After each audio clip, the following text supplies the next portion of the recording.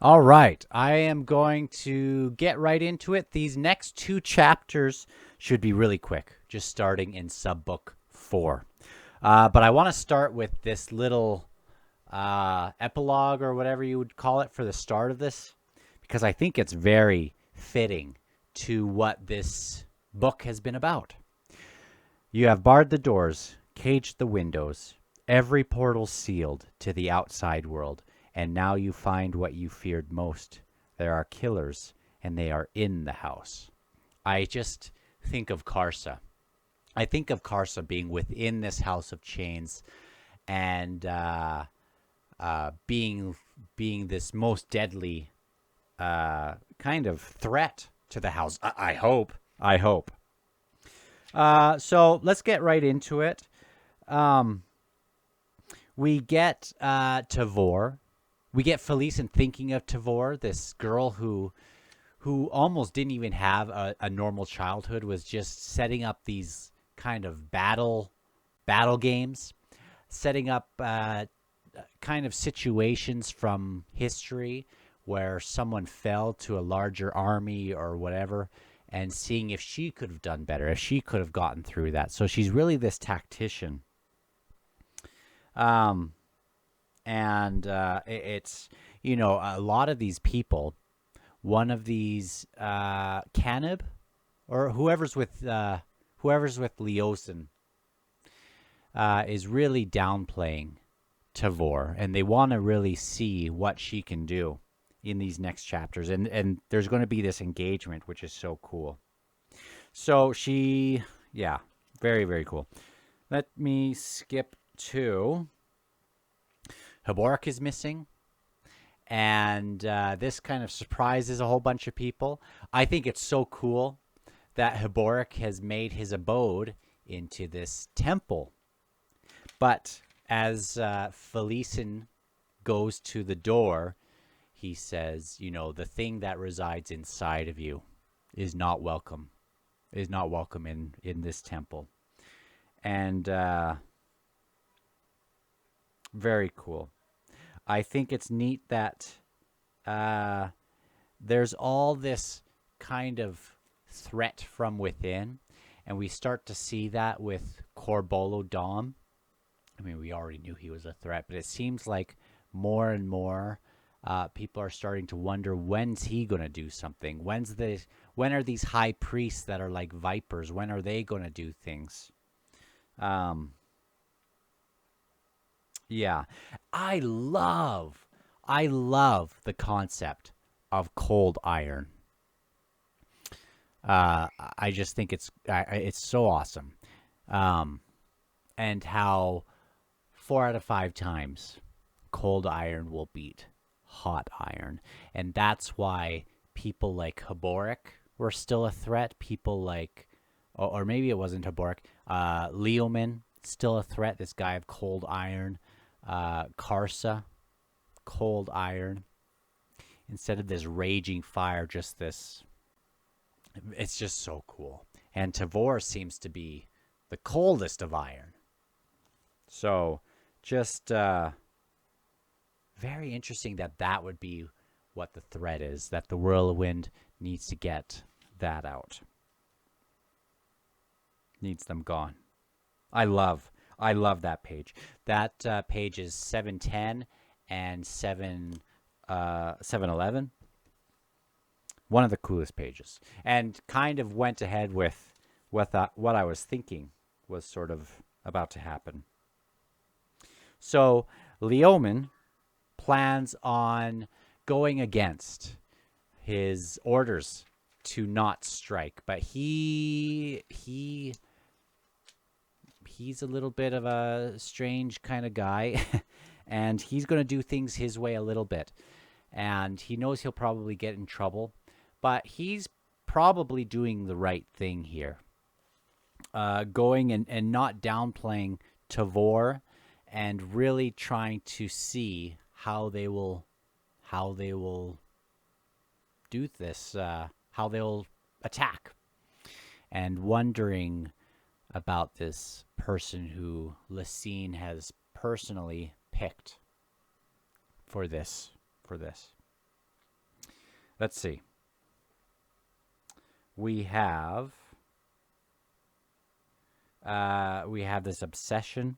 She know Leoric, this Tist Leosin guy, knows that something's up. That the Shaik is obsessed with Tavor, but doesn't quite know what is going on. This poor girl. This poor girl that he finds, this Felice and Fel the Younger, who's gone and now who's hiding from Bedithal's cult of murderers, and she wants to know the difference between Bedithal's cult of murderers and Corbolo Dom's. I think she wants some revenge. Mm. Mm. There's just so many. There's so many people who I want revenge on, and for me, maybe I'd be more of a hot iron guy. But yeah, I am so looking forward to where this goes. And I think it's interesting because Felicen is a little bit different. She's being used, and she seems like an interesting choice. You know, I don't think Tavor would have been chosen for that, but she might be a little bit more hot iron. Hmm. I think it's great that there's this there's this line here, and now Leoric, we are all revealed. Every one of us here, we are all orphans. Basically, they've all been taken away from some former life or something from before, and a lot of them. Sorry, I got pulled in from my from my daughter. Okay, so oh, what was I doing? Yeah, so the Leomin, it says on page 717, he alone remains unchanged, unchained. Okay, I think it's cool that Felicen still really kind of associates herself as being from the house Perrin, but as soon as she leaves the temple, then she's the Shaik again. Bidithal wants to find why Febril wants his warren, because it sounds like Febril wants to take over this warren. And Felicen wants to know too. So it seems like that's why she's keeping him around for the time being.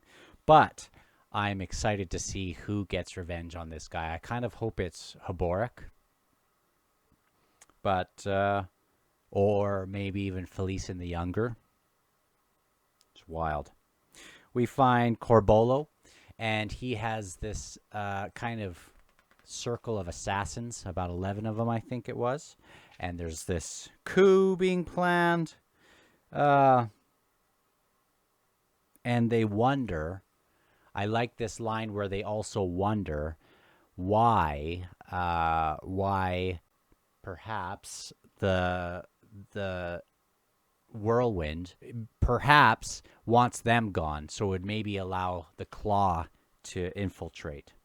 So we're wondering about that. I think it's interesting, this girl who was in Corbolo's tent, who she kind of used, or he used. Corbolo is super confident about things, but she kind of drugs him. He falls asleep and leaves. I feel so bad about all these people he's victimized. I think, yeah, and then we have Haboric here and finds this singing, this girl in rags, which I wasn't totally, I don't really understand what that is. He's walking past and finds this girl who's kind of trapping these little creatures and putting them on her belt. And I don't understand who the heck she is. There's this one part at the end of this chapter when they're talking about the whirlwind, and I think this was something important. Few would argue that my goddess is consumed by anger, and so consumes in turn. But what you might see as the loss of many to feed a singular hunger is in truth worthy of an entirely different analogy. She does not strictly feed on the energies of her followers so much as provide for them a certain focus. Little different, in fact, from that whirlwind wall out there, which, while seeming to diffuse the light of the sun, in fact acts to trap it. No wonder people coming in would be burnt by this thing. And I think of these two bridge burners who were kind of shrouded and brought in before, that would have helped them go through, I think. Have you ever sought to pass through the wall Febril, particularly at dusk, when the day's heat has most fully been absorbed? It would burn you down to the bone, high mage, in an instant. One would need to be desert-born or possess powerful sorcery to defy that. Okay. Very, very cool, hey? All right, so now we get to the next chapter. I'm just going to burn through this one really quick, but this is this attack, this engagement that they have. And they wonder why didn't Shaik send this war leader against us as soon as we crossed the Vathar River? It would have purchased them a month or so. And they wonder why, on both sides, I think people are trying to kind of just kind of feel out what's going on. And we have Strings, who kind of leads them into this. There's this scorpion. There's this scorpion thing. And if you've read the book, I'm sure you have if you're at this. I think it's just such a great kind of odd visual kind of analogy of what they're about to do, where this smaller scorpion somehow splits into two and devours the other two. And then they go into this engagement where I think it could have been worse, but big losses on both sides. And just a minute. And it's just really great. Really, really great. Let's see.